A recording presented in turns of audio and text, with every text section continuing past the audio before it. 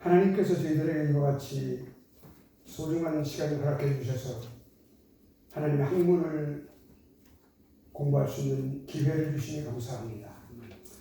하나님 아버지, 오늘 귀한 시간이 하나님을 영화롭게 하는 시간이 되게 하시고 하나님 말씀 중심의 학문이 되게 하여 주옵소서. 우리 유비유를 하나님께서 복을 주시고 많은 학생들이 이곳에 모여들어 성경 중심, 하나님 중심의 학문을 잘 배울 수 있도록 그리고 훈련받을 수 있도록 은혜를 베풀어 주옵소서. 오늘도 이 귀한 시간을 하나님께 모든 것을 맡기오며 지혜와 명철을 허락하여 주옵소서. 예수님 거룩하신 이름으로 감사하며 기도하옵나이다. 아멘. 잠시 우리가 말씀 한번 한 군데를 봉독하고 제가 설교하지 않고 봉독만 하고 시작하도록 하겠습니다. 로마서 11장의 말씀입니다. 33절로 36절까지 말씀입니다. 로마서 11장 33절로 36절까지 말씀.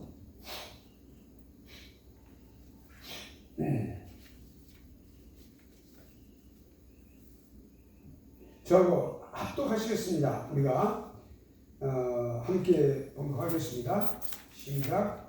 깊도다 하나님의 지혜와 지식에 부유하며 그의 판단은 측량치 못할 것이며 그의 길은 찾지 못할 것이로다.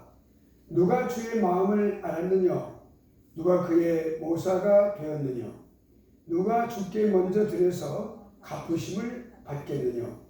이는 만물이 주에게서 나오고 주로 말미암고 주에게로 돌아갑니다. 영광이 그에게 세세에 있으리로다. 아멘.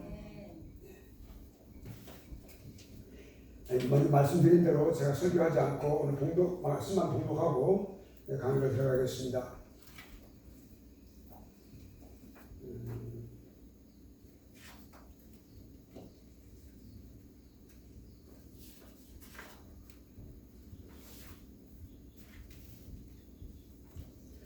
오늘의 이 강의의 제목은 언약의 연속성입니다. 이 언약의 연속성 굉장히 중요한 부분인데요. 오늘은 특강 시간이기 때문에 이거를 아주 깊이 들어가지는 않고 언약의 전반적인 의미와 그리고 언약의 특성 그리고 언약의 종류 이렇게 우리가 공부하고 그 언약의 종류 가운데서 맨 마지막 언약인 우리가 그 은혜 언약의 특성에 대해서 이제 함께 생각해 보도록 하겠습니다. 그래서 제일 마지막에 은혜 언약의 연속성, 이것이 오늘의 강의의 가장 클라이막스고 또한 결론입니다. 자, 그러면 오늘 이제 순서는 맨 처음에 언약은 어떤 그 언약이라고 하는 단어에 어떤 의미가 있는가?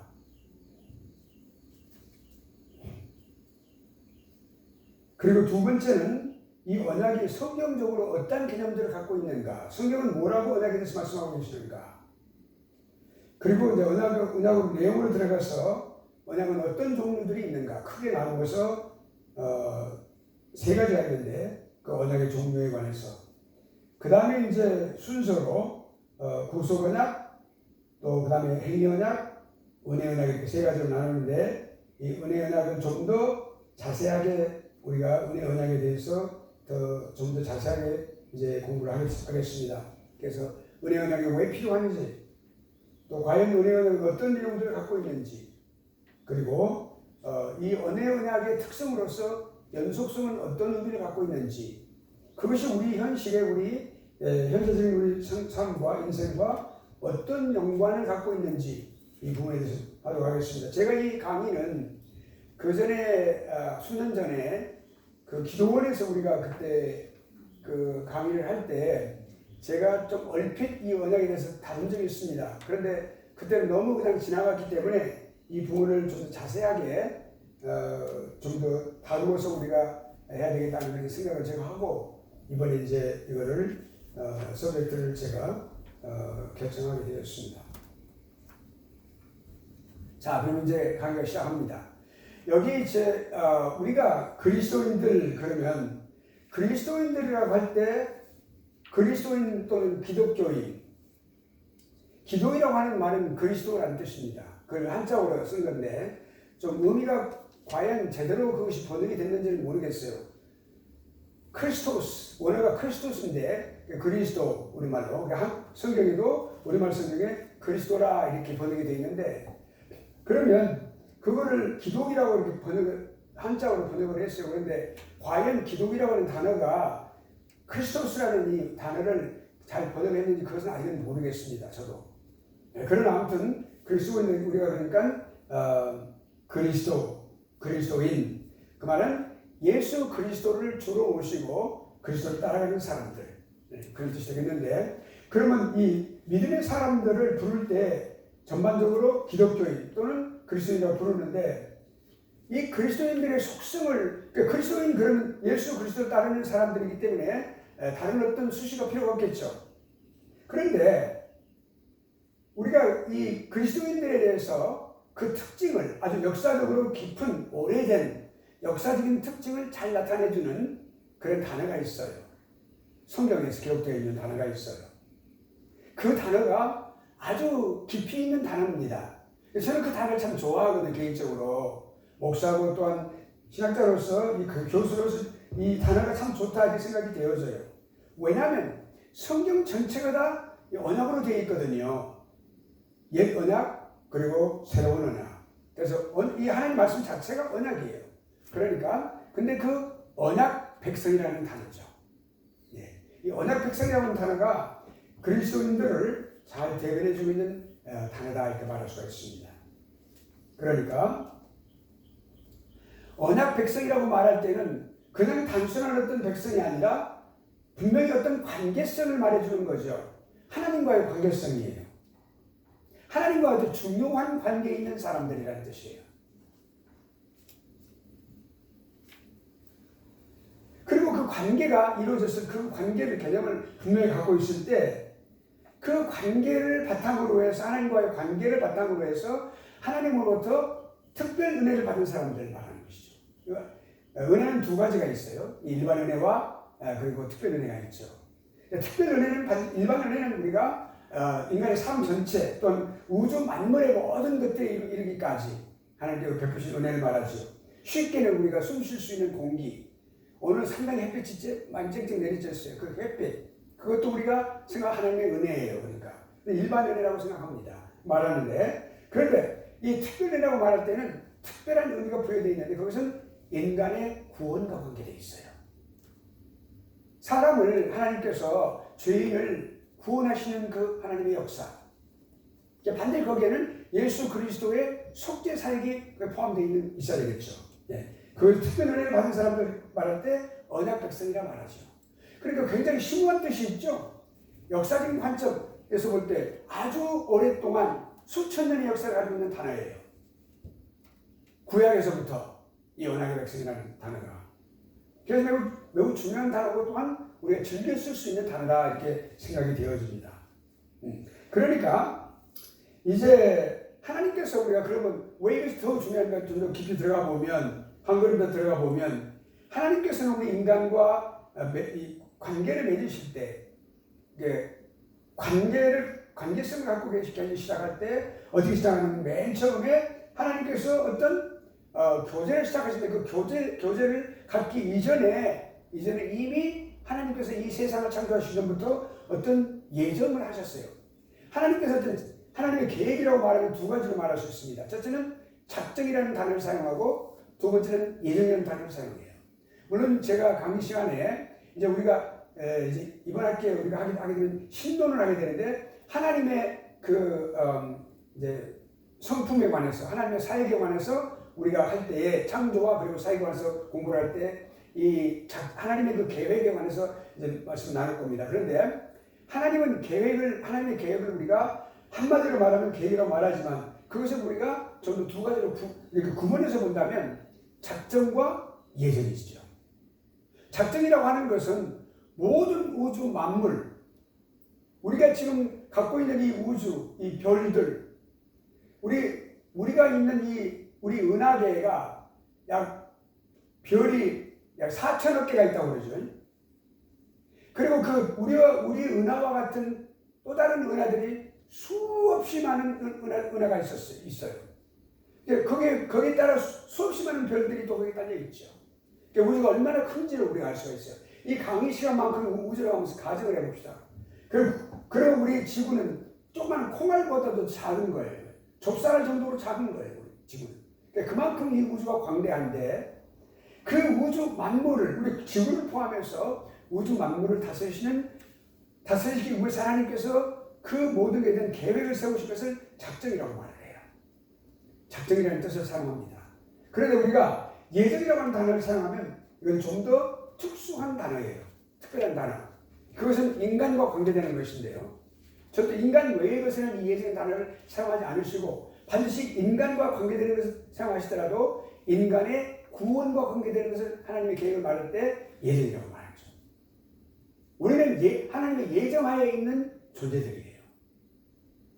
하나님의 예정하심에 따라서 이 땅에 태어났고 하나님께서 창조하셔서 나왔고 우리 각 개인에게 하나님께서 영혼을 다 창조해서 다 하나씩 주셨어요. 태어날 때. 그래서 그렇게 했고 그리고 우리 창조를 하실 때 제각기 다른 형태로 모양도 틀리고 성품도 다르고 각기 여러 가지 많은 자라면서 이제 여러 가지 필요한 호감도 이런 여러 가지 많은 것들도 다 다르게끔 얼굴 하나 똑같은 사람 없이 제각기 다 틀리게끔 오늘 2021년 10월 현재로 전 세계 인구가 79억 플러스예요. 79억 플러스. 그러면 이 79억의 인구가 있는데 지금 거의 다 한 80억 가까이 돼가고 있을 겁니다. 지금 계속해서 순간적으로 계속 올라가고 있으니까. 그런데 그 많은 숫자에 또 과거에도 살았죠. 인류의 역사는 6천년의 세월인데 창세기에서부터 창조가 될 때부터 지금까지 6천년이에요. 구약의 연대를 우리가 거슬러 올라가면 정확하게 6천년이란 말이죠. 6천년의 세월이 지나는 동안에 수없이 많은 사람들이 여기 지구에 살다가 또 떠나갔어요. 그 모든 사람들을 통합해서 볼 때 각기 다른 정말 똑같은 사람 아무도 없어요.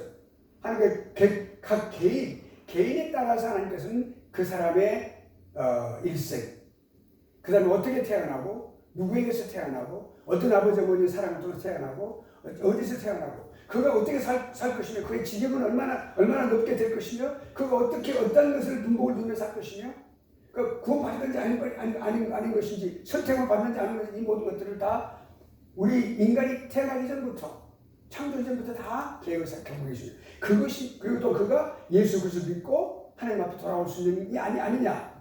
하나님이 모든 것들 계획을 누가 세우셨어요? 하나님께서 이 우주 만물을 지으시기 이전부터 그것이 예정이에요. 그러니까 우리 인간이 하나님의 그 예정하시면서 이렇게 되었다는 생각을 보면 우리 인간은 함부로 다룰 수 있는 존재가 아니에요. 인간은 함부로 다룰 수 있는 존재가 아니라고 해서 우리가 알게 되는 거죠. 그러니까 여기서 우리가 언약 백성이 되었다고 하는 것은 하나님의 절대적인 그런 은혜에 의해서 그러니까 그러니까 예정에 의해서 하나님께서 우리를 언약 백성이 되었다는 사실을 생각할 때 매우 소중한 것이다. 이 진리가 소중한 진리다 라고 하는 것을 알 수가 있고 그 언약이라고 하는 것이 인류 역사 가운데서 이미 과거에 성취가 된 것이 있고 지금 계속해서 성취되어지고 있는 것이 있고 또 그리고 앞으로 장차 성취될 것들이 있어요. 이렇게 계속해서 언약은 지금도 성취되어지고 있는 상태에 있다는 말이죠. 네. 그게 매우 중요하죠. 신비스럽고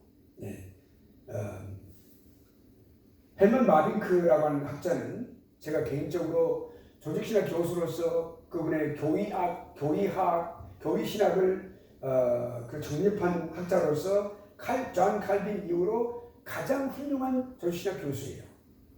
학자죠. 제가 존경하고 있는 그리고 많이 연구한 학자인데 그분은 칼빈주의 3대 칼빈주의자 중에 하나예요. 3대 칼빈주의자가 누굽니까? 비비 워필드. 그리고 또 화란의 총리까지 지냈던 분. 예. 카이프. 아브라함 카이프. 예. 그분하고 또 한 분 있어요. 바로 지금 제가 말씀드리는 바빙크. 예, 헤만 바빙크. 이 헤만 바빙크가 이렇게 참 훌륭한 분이에요. 근데 그분이 마지막에 그분이 도그매틱스라는 그 책자의 교육신학의 책자의 마지막에 이런 말을 하고 있어요. 우리가 신앙과 신학을 계속 전진해 나가다가 더 깊이 있게 들어가게 된다. 그럼 더 깊이 들어가게 되면 어느 한 순간에 신학은 결국 더 이상 나아가지 못하고 멈추게 된다. 신앙인은 계속해서 나아가고 그 믿음의 깊이가 더해져 갈 때 놀라운 딱 어느 존재도 딱 서게 된다. 그분이 하나님이신데 그 앞에서 신앙인은 다른 더 이상의 것을 하지 못하고 감탄과 경탄에 금할 수 없는 상황 속에서 서게 된다. 그리고 그가 오직 할 수 있는 것은 다른 어떤 변명이나 또는 학술을 이야기하는 것이 아니라 오직 그의 입술을 열어서 하나님을 송축하는 그 놀라운 찬양의 자세로 서 있는 존재가 되는 것이다 이렇게 말하겠습니다. 더 이상 나가지 못하는 게 그러니까 하나님의 진정한 신비 앞에 서게 된다는 것이죠.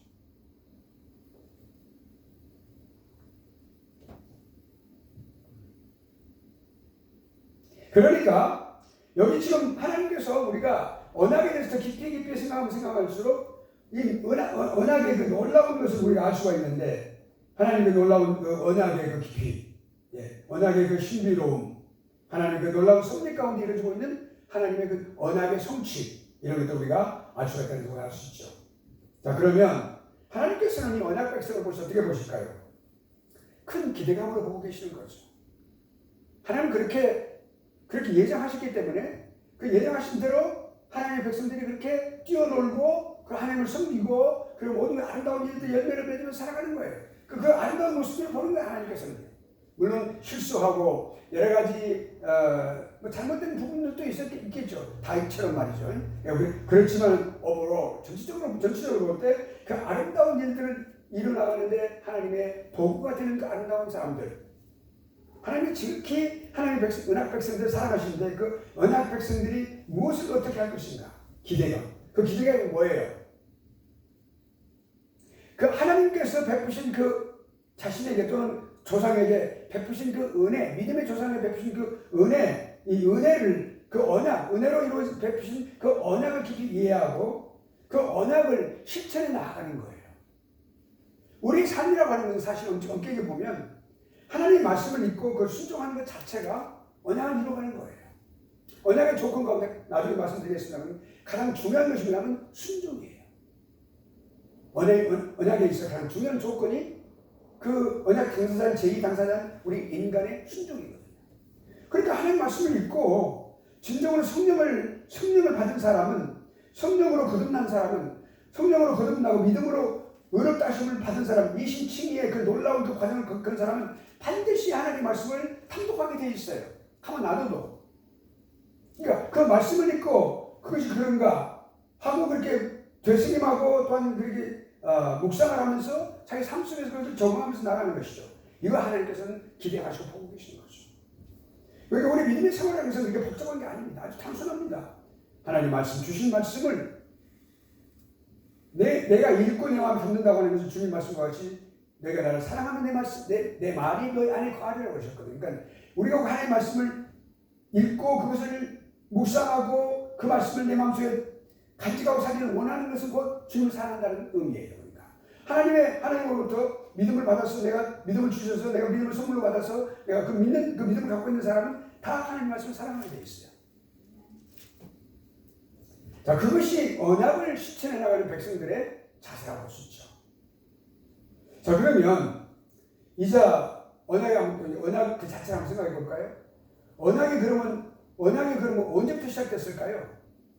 언약은 사실 우리 인류가 이 땅에 탄생하기 이전부터 하나님께서 이 인류를 창조하시기 이전부터 저 하늘나라에서 시작이 됐어요. 저 한나라부터 시작된 거예요. 언약이라고 하는 것이. 그런 놀라운 역사를 갖고 있는 거예요. 그러니까 얼마나 긴 역사를 갖고 있는 우리는 알지 못해요. 오늘 우리가 인류의 시간적인 개인적인 그런 어떤 크로니컬한 그런 시간적인 개념으로 우리가 6천 세월을 우리가 인류 역사를 갖고 있지만 그 이전에 영원 전부터 존재했다고 말이죠. 이 언약은 나는 자세하게 공부를 할 것입니다. 그리고 나서 인간 창조 이후에 하나님은 인류에게 가장 첫 번째 사람인 아담에게 그 사람의 그 믿음을 이렇게 시험하시는 그 테스트하시는 그런 시금석인 선악과를 주시고 그의 믿음을 이제 보신 거예요. 바라보신 거예요. 그런데 그에 순종하지 못하고 이 순종의 단계가 매우 중요합니다. 그 타락했죠. 부패와 타락이라는 이 신학적인 용어를 구분을 우리는 잘해야 됩니다. 그러니까 우리가 중요한 것을 말하면 타락됨으로써 결과적으로 부패가 됐다는 것입니다. 자, 그러니까 그렇게 됨으로써 우리가 타락한 후부터 여기 지금 그 각주는 제가 지금까지는 각주를 달았었는데 미주를 달아놨습니다. 앞에 너무 복잡하니까 뒤로 달아놨고 책을 가지고 사용하는 그런 각주는 제가 달지 않았어요. 성경만. 그걸 참조하시면 되겠습니다. 자, 그러니까 하나님께서 그렇게 타락한 직후부터 시작을 하셨어요. 그러니까 그 전부터 시작이 됐는데 또 두 번째 언약은 그렇게 됐고 그것이 또한 실패가 됐을 때 파괴가 됐을 때 세 번째 언약 그 언약을 부처하신 거죠. 현실화해가지고 그때부터 지금까지 계속되고 있고요. 그러니까 지금 현재 진행형으로 언약이 진행되고 있습니다. 그것은 실행에 옮기고 있다고 말이죠. 예. 그러니까 그 언약이 지금 손실해 가고 있다 이렇게 말할 수 있습니다. 그리고 이 마지막에 이 세상의 마지막 종말이 올 때 이 언약이 최종적으로 완성이 될 것이다. 성취될 것이죠. 자, 그러니까 이제 우리가 하나님께서는 이 언약을 통해서 언약을 성취하시면서 그 하나님께서 하나님으로부터 택정을 받은 사람들, 그 사람들의 즉 언약 백성들을 생명의 길로 계속해서 인도하고 계시는 거죠. 네. 자, 그러면 이제 언약은 무엇을 위해서? 인간 구원을 위해서 하나님으로부터 주어졌다라고 하는 사실을 우리가 알 수가 있고요. 또 성경의 기록에 보면은 언약이 인간 구원 사역과 밀접한 관계가 있다. 인간을 구원하는 일과 이 언약은 뗄래야 뗄 수 없는 관계를 가지고 있다. 이미 언약을 주심으로써 인간 구원의 역사를 이미 벌써 말씀하셨고 또 그 실제적으로 그것을 실행하고 계시고 정하고 계신다 라고 해서 우리가 알 수가 있겠습니다. 자, 그럼 구체적으로 보면은 하나님께서는 이제 이렇게 성삼위 하나님, 성부 하나님, 성자 하나님, 그리고 성령 하나님, 삼위일체 하나님께서 이 언약에 대해서 이렇게 함께 일하시는 거죠. 한 하나님이신데 위가 세 분이세요. 인격, 그러니까 우리 사람들 말하는 인격이라고 말하는데 하나님은 신격이라고 말하는데 그 신격이 세 위가 있어요. 세 위가 즉 성부, 성자, 성령. 그러니까 이 삼위일체 하나님께서 공동으로 일을 하시는데 구체적으로 보면은 성부 하나님은 이 삼위 하나님의 대표의 역할을 하십니다. 우리 하나님 그럴 때는 아버지 하나님을 거기에 잠정적으로 부르는 것과 똑같은 거예요. 아버지라는 말 안 넣어도 하나님 그러면 대표 성자가 누구예요? 아버지예요.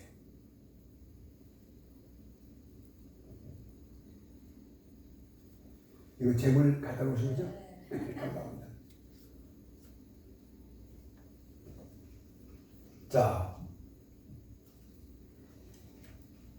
성부 하나님께서는 뭘 하십니까? 가장 중요한 게 있어요. 성부 하나님께서는 계획하시는 거예요. 모든 전체적인 언약과 관련된 그런 테두리 안에서 인간을 구원하시는 모든 일에 대한 계획을 세우시는 거예요. 왜 계획을 세워야 되는 것인지, 왜 인간을 구원해야 되는지 그 목적까지도 아버지께서 수립하시는 거예요. 그것은 하나님 아버지의 몫이에요. 그 다음에 아버지가 그렇게 프레임을 짜셨습니다. 그렇게 해서 이제 계획을 세우셨으면 그 세운 계획이 반드시 실행에 옮겨져야 되겠죠? 그 1차적인 실행에 옮기는 이익이 바로 성자 하나님의 몫이에요.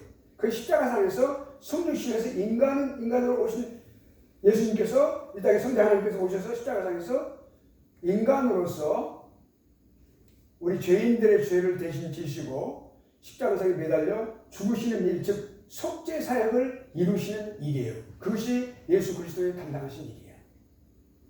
하나님께서 사람들을 창조하시기 이전에 너는 구원을 받을 것이고 너는 그렇지 못한다라고 하는 분명한 선을 구분해 놓으셨어요. 그것을 선택과 유기라고 말합니다. 그런데 그 선택과 유기에 딱 분명한 것을 해놓으셨는데 그 선택함을 받은 자들을 다 아들에게 다 주셨어요. 아버지는 계획을 하시고 난 이후에 모든 실행하는 모든 일들을 아들에게 다 맡기신 거예요. 성경에는 그것이 그렇게 다 기록이 되어 있습니다. 그러니까 아버지께서는 아들에게 모든 것을 맡기셨다. 장차 있을 심판도 아들에게 맡기셨어요. 모든 것을 다.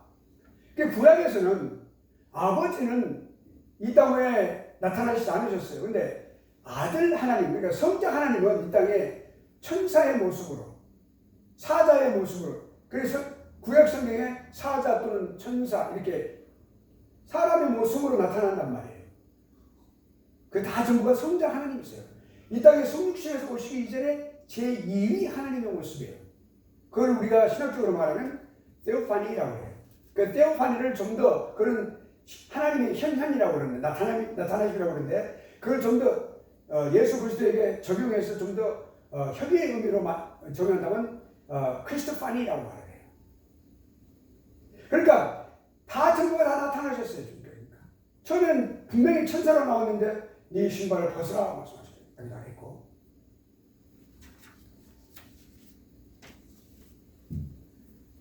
친히 그렇게 하셨어요. 여호수아가 이제 가나안 땅에 들어갔을 때 이제 그 요단강을 건너갔습니다. 그래서 그 지경에 딱 들어가 딱 뭘 보고 있었어요? 뭘 정면으로 있었습니까? 여리고성은 딱 정면에 대하고 있었어요. 그래서 상당히 많은 고민이 있었겠죠. 저 거대한 성을 어떻게 이 오합지졸을 가지고 저걸 무너뜨릴 수 있을 것인가.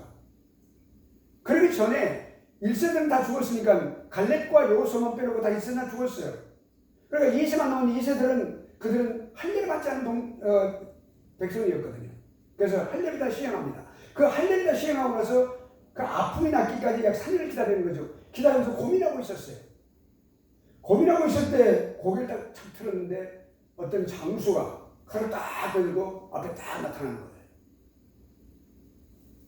그래서 딱 이제 여호수아가 말로 헤라를 우리 한글 성경에는 헤라로 번역이 됐어요. 너는 우리를 위함이냐? 우리 대적을 위함이냐? 이렇게 이냐라고 물어봤어요. 감히 그렇게 물어봤으니까 그 칼을 든 장수가 나는 여호와의 군대 장관이다. 그러니까 그 말 딱 듣자마자 여호수아가 무릎을 꿇고 고개를 딱 숙입니다. 무엇을 제가 하기를 원하십니까? 그러니까 내 신발을 벗으라 그랬어요. 군대 장관인데 하나님이라고 말도 안 했어요. 근데 군대 장관이 내 신발을 벗으라 그랬어요. 이것은 거룩한 곳이니라 그랬어요. 그분이 누구냐면 여호와예요. 그러니까 우리 예수 그리스도예요.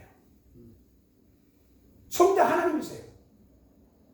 그러니까 감히 신발을 벗으라고 명령하신 분은 하나님밖에 없거든요. 성자 하나님이세요. 모세가 그 호렙산으로 가고 있을 때 그 미디안 광야에서 40년을 양들을 키웠어요.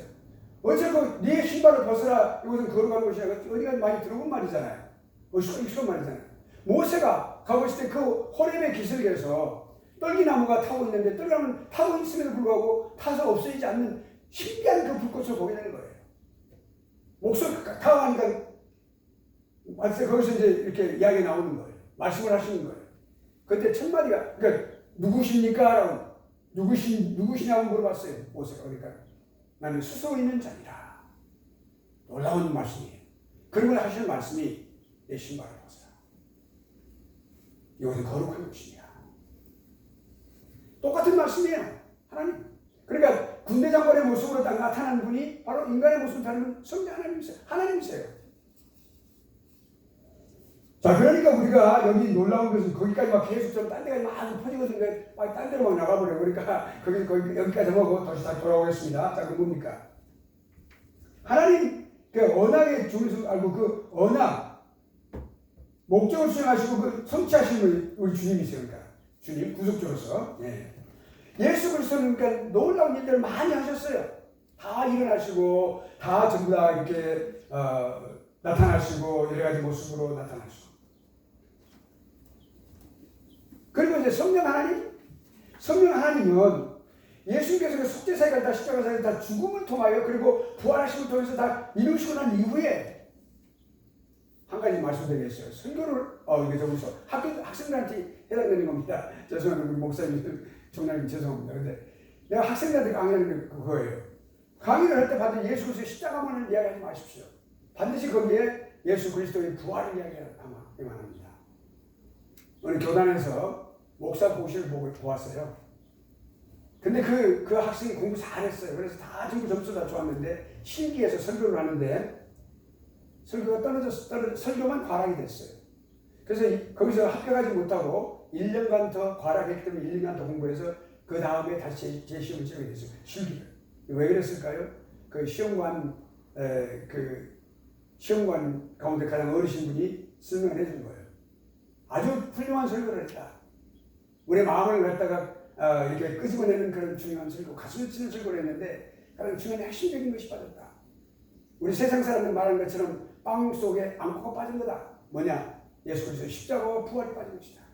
없었어요. 그 사람의 설교에 예수 그리스도 십자가와 부활이 없는 거예요.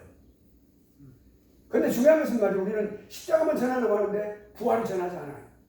부활까지 해야 합니다. 부활을 통하여 예수 그리스도가 하나님의 아들이심을 분명하게 확증함을 받았다는 것을 우리가 기억해야 됩니다. 예수님은 이렇게 놀라운 일들을 많이 하셨어요. 십자가에 죽으시는 그 모든 고난을 다 겪으시고 말이죠. 네, 순환까지 겪으시고 무덤을까지 묻히시고. 그리고 이제 성령 하나님은 그 예수께서 그렇게 고난을 통하여 이루신 놀라운 속죄 사역, 완성하신 속죄에서 it is finished. 내가 다 이루었다. 다 이루었다라고 말씀하신 그 모든 것들을 이제 그것을 개인적으로 찾아다니면서 준 성령 하나님, 계속 개인적으로 반드시 선택을 받은 사람들 찾아다니시는 거예요.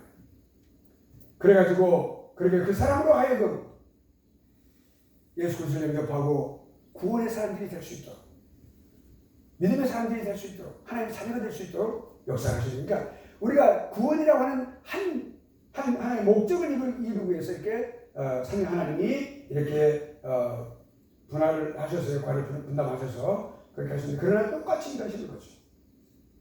그러니까 우리가 구원의 역사는 반드시 이와 같이 성령 하나님께서 완성하신다. 거기에 이 언약을 성취해 나가시는 것도 성령 하나님의 몫이다. 여기 이제 오늘 들어가는 말에서 이렇게 마쳤습니다.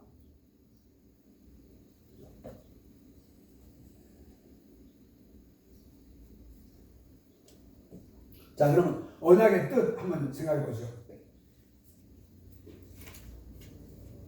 언약이란 말, 이 언약이라는 말을 다른 말로 우리가 굳이 바꾼다 그러면 계약이라고 하는 단어를 사용할 수 있습니다. 그럼 계약이라고 하는 단어는 좀 더 우리가 쉽게 이해할 수가 있겠죠.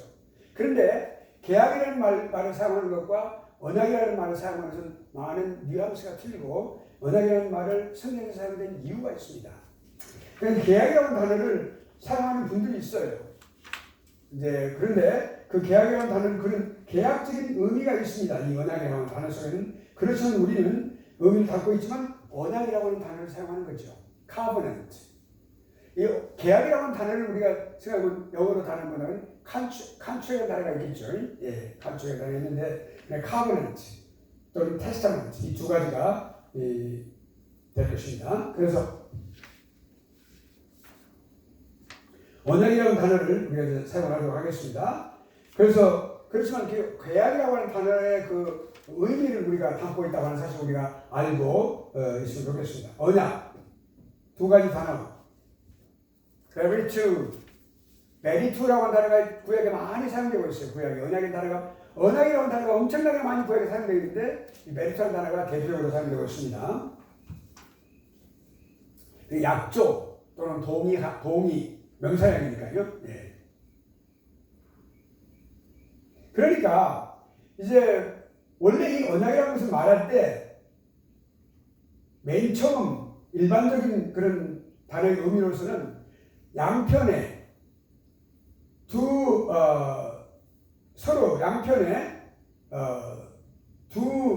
존재가 합의를 한 것을 말할 때 여기 사용되는 건데, 그렇지만 여기에 언약이라는 단어를 꼭 사용할 때는, 성경에 사용할 때는 반드시 일방적인 면이 있습니다. 일방적인 면이 있는데 그 일방적인 면이 어떤 면일까요? 하나님 중심으로 한 일방적인 면입니다. 이게 매우 중요해요. 무엇인가? 한편에서 언약을 체결할 때 능동적으로 하셨다는 것입니다. 하나님께서 그 언약을 체결할 때 능동적인 행동으로 하셨다는 거예요.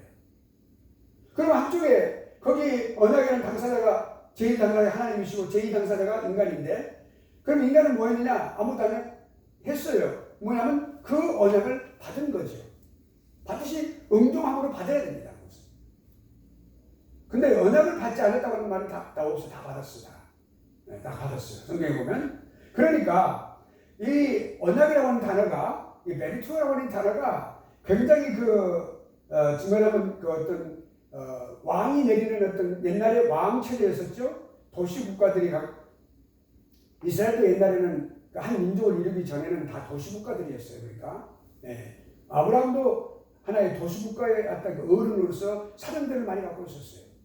그러니까 러시아군은 그 조카를 데리러 갈 때도 그 왕들을 갖다 쳐부술 때도 사람 몇백 명의 사람을 데리고 온 거죠. 그러니까 이게 한 도시 국가의 한 우두머리였어요. 그러니까 그런 여러 가지 많은 족장이지만 우리가 족장의 개념을 하나의 민족이라는 개념에서 볼 때는 그렇지만은 그런 이전에 그렇다는 말이죠. 그러니까 그런 어떤 법령, 내리는 어떤 법령, 왕의 명령, 또 사람과 사람 사이가 맺는 어떤 그런 계약, 우리는 계약이라고 하죠. 또 신약이라는 그런 말을 사용하면 믿음 진짜를 써가지고 결혼할 때 신약 이렇게 쓰기도 합니다만, 그러나 그건 그냥 약속 그렇게 하면 좋겠죠. 노아라든지 아브라함이라든지 또는 그 아들 이삭과 야곱, 이 모든 그런 사람들과 그 족장들과 맺은, 인류의 대표들과 맺은 하나님의 언약. 또 나중에 이제 민족이 형성되었을 때에 그 이스라엘 백성들과 하나님께 또한 맺은 언약, 거기다 포함이 되는 거죠. 또 이제 나중에 그 웨이족속인 대제사장이었던 출발이었던 아론과 맺은 언약. 그래서 나중에 레위 족속들에게 하나님께서 주신 그 약속에 따라서 그들은 그 언약에 따라서 다른 것을 갖지 않고 성전을 섬기는 일에, 그러니까 다른 이제 바치는 그런 11조를 가지고 레위 족속들이 살아갈 수 있도록 하는 그런 특별한 그런 언약, 그것도 있었죠. 또 우리가 크게 생각하고 있는 다윗과의 언약. 이와 같이 이렇게 듬성듬성 이렇게 봉우리처럼 말이죠. 이렇게 봉우리처럼. 구약 백성들의 그 봉우리처럼 나 있는 그런 의인들을 통하여, 그들도 인간이니라 여러 가지 부족한 점도 있고 실수도 있겠죠. 잘못도 있어요. 성경은 그것을 절대로 감추지 않습니다.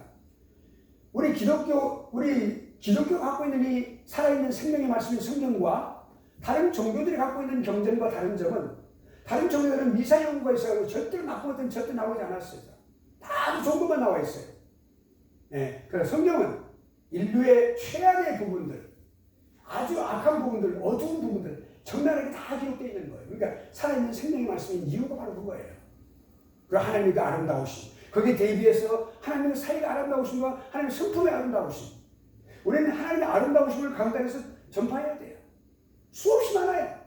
하나님의 아름다우심은 여러 가지 형태로 나타나거든요. 자기 사랑을 백성들을 사랑하는 사랑으로 나타나기도 하고, 근엄하게 꾸짖는 것으로 나타나기도 하고, 가슴 아픔으로 나타나기도 하고, 근심하시는 것으로 나타나기도 하고, 여러 가지만 그것도 하나님 모든 하나님의 아름다우심. 우리가 하나님의 아름다우심을 설교하는 것은 수없이 많아요. 그러니까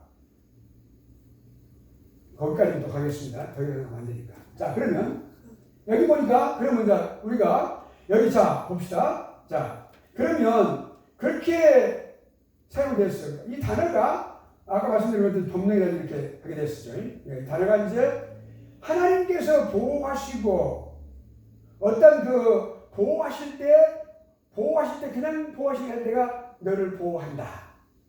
아브라함과 말할 때 내가 너를 이렇게 보아라. 이런 언약을 세운다. 언약을 세웠을 때 하나님께서 언약 체결하시는 그 광경을 보여주시는 거예요.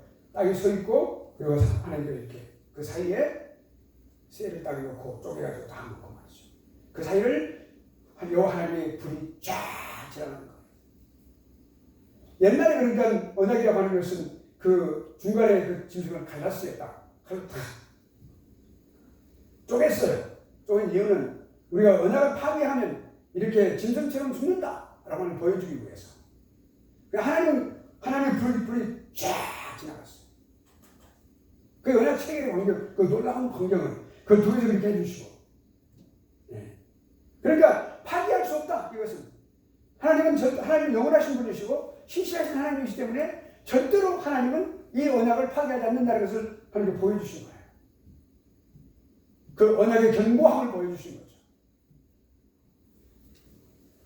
파괴가 안 된다. 네, 인간이 파괴하는 것이 있었어요. 나중에 말씀드릴게요. 자, 그런데 그런 것들과 같은 것을 말하는 것이죠. 구약에서. 그러니까 이것은 어떻게 보면요. 우리가 언약이라고 말할 때, 언약이라고 하는 말을 할 때에 가장 중요한 의미가 깊이 들어있는 것이 유언이라고 하는 뜻이 들어있어요. 신약에서 더욱이 그렇고. 그 유언이라고 하는 이 말이 들어있는데, 유언이 뭡니까? 유언이라고 하는 두 가지 의미가 있습니다. 유언이라고 하는 것은 마지막 인생의 마지막 말을 하는 사람의 인격이 거기에 포함되어 거기에 깃들어져 있어요. 그게 중요합니다. 그것이 무게가 있어요. 왜냐하면 그 사람은 처음부터 훌륭한 인격을 가진 사람이 아니었어요. 많은 여러 가지 연단을 통하여 함양되고 또 승화하고 그래서 점점 빌드업되고 그래서 나중에 거기까지 생명이 다하는 순간까지 훌륭한 인격을 그렇게 갖게 되는 그 순간까지 그것의 마지막 그 인격으로부터 우러나오는 말, 그 인격이 묻어나 있는 그 말이기 때문에 그 유언은 매우 중요하고 무게가 있는 거예요. 또 두 번째로는 워낙 그 인격을 가지고 자기가 세상을 살아올 때 많은 시행착오를 겪고 죄를 짓기도 하고 어두운 부분에 다니기도 하고 여러 말을 했을 거예요. 그럴 때에 얻어진 타산지성. 이 사자성어가 뭐죠? 타산지성이 뭐죠? 교훈입니다. 그 말은 원래 뜻은 이 산이 있는데 먼 산에 멀리 보이는 산이 있는데 그 산에 돌멩이들이 있어요. 그 돌멩이들이 좋지 않고 별로 좋지 않은 나쁜 돌멩이를 하더라도 여기서 있는 나에게는 큰 교훈이 된다는 말이 타산지성이라는 말이에요. 그래서 나왔어요. 그럼 이 타산지성, 그 타산지성을 삼는 많은 것들이 있어요. 특히 믿음의 사람들은 하나님이 주신 그 많은 교훈들이 있어요. 그것이 그 마지막 인생을 마감할 때 얼마나 많은 것들이 그 인생을 아름답게 만들었고 그리고 그렇게 하나님께 그렇게 만들어주셨는지 그것의 그 마지막 결정체가 그 마지막 유언이라는 것을 나타내는 것이거든요. 그러니까 그 유언을 듣는 배우자 또는 유언을 듣고 있는 또 어떤 자녀 또는 어떤 유언을 듣고 있는 어떤 회사 직원들 또는 어떤 왕이면 백성들 누구든지 만약 그 유언을 듣는 사람은 그 유언을 깊이 마음속에 새기고 그것을 실천하기 위해서 최선을 다하는 거예요. 그러니까 여기 언약이라고 하는 말 속에 유언이라고 하는 의미가 들어있어요. 하나님은 우리 이 백성이 되는 사람들한테 하나님의 그 언약을 주실 때 그런 절실한 마음으로 주신 거예요. 오늘날 우리가 은혜 많이 받았습니다. 은혜의 시간을 가졌습니다. 은혜를 단어를 사용하잖아요. 그걸 모르고 사용해요. 사람들. 그런데 중요한 것은 뭐냐면 그 안에 은혜, 언약이라는 단어가 줄여진 말이에요. 사실. 하나님의 은혜, 그 말은 하나님의 은혜를 통해 베푸시는 은혜. 그런 뜻이에요.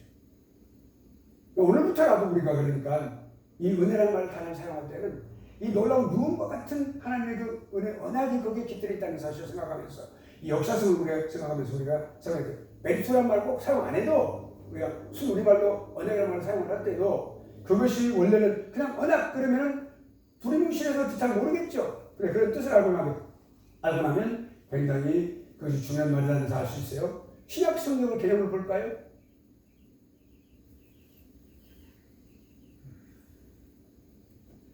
디아스케. 이 단어가 뭐 구약보다는 많이 사용되지 않았습니다. 양이 또 적으니까 그러겠죠. 근데 거기도 원래 이 디아스케라는 단어가 원래 유언이라는 뜻을 가진 단어였었어요. 원래 신약에 기록된 단어들은 물론 헬라어로 기록이 되어 있지만은 그 원래 뜻이 말이죠. 구약으로부터 많은 그 정신이 그 뜻이 깊은 뜻이 많이 전해오는 우리가 볼 수가 있어요. 예.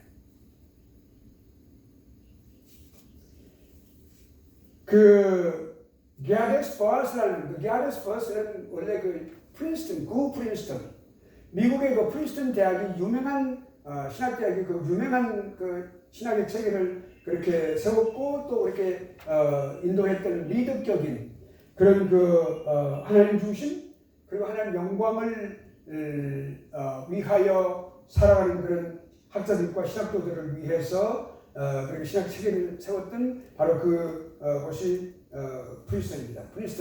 프린스턴이 유명한 학자들이 많이 나왔어요. 개혁 신학, 그 보르고 거기가 개혁 신학의 중요한 그런 상식이었는데 그 개혁 신학의 아버지라고 불리우는 사람이 게아데스 바스예요. 게아데스 바스는 원래 프랑스 사람인데 이분의 저도 이분을 참 좋아하는데요. 좋아하는 학자들이 많았어요. 근데 이분이 정말 좋아하는 이유가 뭐냐면 그분은 조직신학이 그렇게 크지 않아요. 책들이 작아요. 근데 작은데 그 사람의 그 영어 사용하는 그 영어 그 문장이 말이죠. 얼마나 수려하고 응축되어 있는지 몰라요. 그러니까 그냥 바로 번역하기가 어려울 만큼 아주 그런 깊이 있는 그런 단어를 사용을 했어요. 가장 훌륭한 문장을 사용한 사람은 루이스 볼코프예요. 아까 말씀드린 그 바빙크 박사의 모든 신학을 많이 그렇게 잘 요약해서 쓴 내용인데 개인의 그 의견을 많이 썼는데 그 문장은 어렵지 않아요. 근데 문장이 참 수려하고 잘 썼어요. 루이스 볼코프가. 그런데 그분보다 훨씬 더 깊이 있는 그런 문장을 쓴 분이 바로 이 게아데스 바스예요. 근데 게아데스 바스가 이렇게 말을 했어요. 어째서 그 이유 왜 어떻게 해서 이렇게 유언이라는 단어를 사용하고 이렇게 언약이라는 단어를 사용하는 문제에 대해서 하나님이 지상의 모든 민족 위에 뛰어난 특권인 언약을 통해서 자기 백성에게 은덕과 재산을 이미 주셨다는 게 언약을 통하여 언약의 중요성을 말했죠. 예. 그렇게 말을 했던 것을 기억을 합니다. 그 카버넌트라고 하는 단어 속에서 그런 뜻이 담겨져 있다는 것이죠. 예, 카버넌트. 예, 카버넌트 또는 테스타먼트. Testament and or covenant. 예, 그렇게 생각합니다. 예. 자, 그럼 이제 언약의 성경적인 개념으로 이제 우리가 신약과 구약의 의미를 조금 알았으니까 우리 또 보도록 하겠습니다. 언약. 그러니까 두 사람 이게 계약을 할 수 있는 사람은 계약을 할 수 있는 존재는 사람이겠죠. 그러니까 두 사람의 양쪽에 두 사람 또는 세 사람도 될 수 있어요. 네 사람도 될 수 있고 두 사람씩, 다섯 사람씩, 열 사람이 될 수가 있겠죠. 그러니까 대표는 하나 되겠지만 아무튼 두 편 또는 두 사람 이렇게. 예. 그 당사들 사이에 맺어지는 그런 약속 또는 어떤 협약 이런 것들 말할 때 언약이다 이렇게 말하는 것이죠. 그러니까 하나님께서 사람에게 주셨던 이 하나님의 그 언약 그것은 계약의 당사자가 누구예요? 하나님 제1 당사자라고 합니다. 그러면 제2 당사자 우리 인간이에요. 하나님과 사람 사이에 맺어진 거죠. 그러니까 하나님께서는 이거 인간과 이렇게 맺으실 때 어떤 특별한 약속을 하시는데 그 존재가 좀 다르죠. 레벨이. 창조주이시고 우리는 피조물이에요. 개혁신학에서는 가장 중요한 것은 창조주와 피조물의 관계를 엄연하게 다 분명하게 이게 나누면서 분명하게 합니다. 우리는 피조물의 존재라는 것이죠. 근데 제가 이 TV 설교자들이나 이런 사람들 이렇게 보면은 감히 우리가 하나님이다라고 하는 말까지 쓰는 사람들이 있어요. 케네스 헤이건이라는 사람이 지금 많이 늙었더구만요. 근데 제가 전도사 시절에 그러니까 1980년대 그 사람의 그 오래된 사람이에요. 그 사람의 그 TV 설교를 보면서 제가 경악을 금치 못한 적이 있었어요. 오케이. 그 사람이 그렇게 말을 해. 우리는 이제 우리가 이렇게 성령을 우리가 받았으니까 살아가면 우리는 더 노력하고 또 노력하면 우리는 하나님 같이 될 수 있다. 왜 우리 안에 하나님 계시니까 우리가 하나님이 된다. 그렇게 말을 하고 있었어요. 케네스 헤이건. 근데 그 사람의 얼굴은 TV에 나오는 그 사람의 얼굴이 뱀처럼 보였어요. 저한테는. 그 사람이. 그래서 이 사람 너무 잘못된 사람인데. 근데 요번에 얼마나 어디 또 보니까 이제 많이 늙어갖고 하는 소리가 우리가 그 사람 또 잘못된 말 하고 있어요. 역시 그 사람은 끝까지 그렇게 갈 것 같아요. 그런데 그 사람이 뭐라고 하냐면 우리가 하나님의 은혜를 거부할 수 있고 우리가 구원에서 우리를 거부할 수 있다라고 말했어요. 놀라운 일이에요. 제가요 숨을 못 쉬었어요.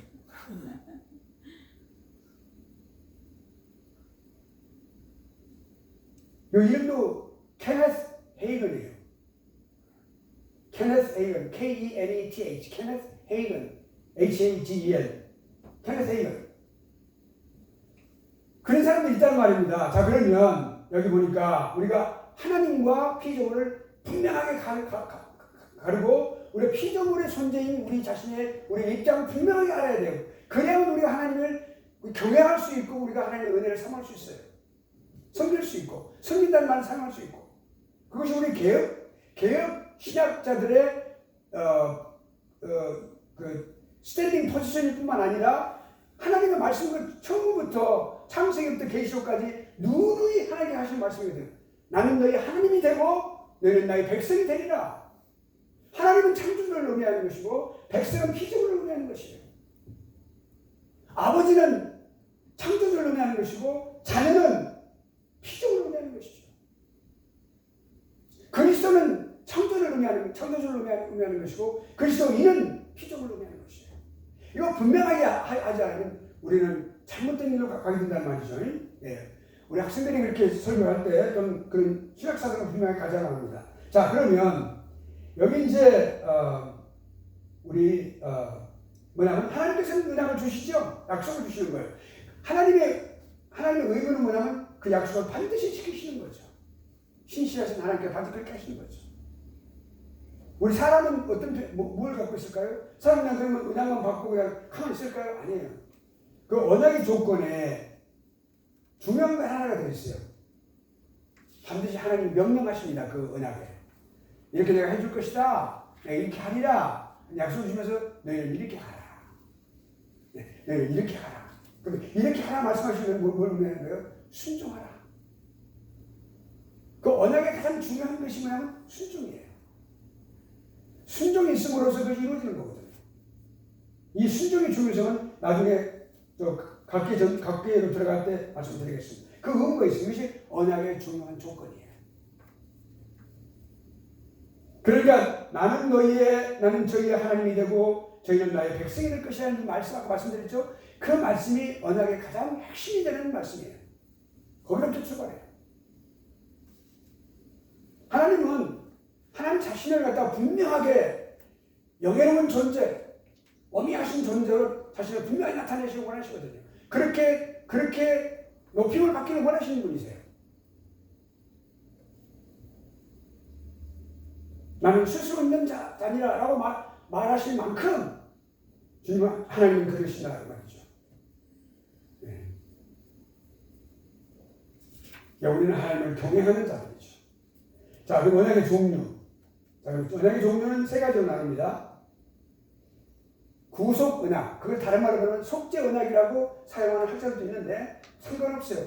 구속이라는 말과 구속 사역이라는 말과 속죄 사역이라는 말은 같은 목적을 갖고 있으니까 똑같은 말이니까요. 예.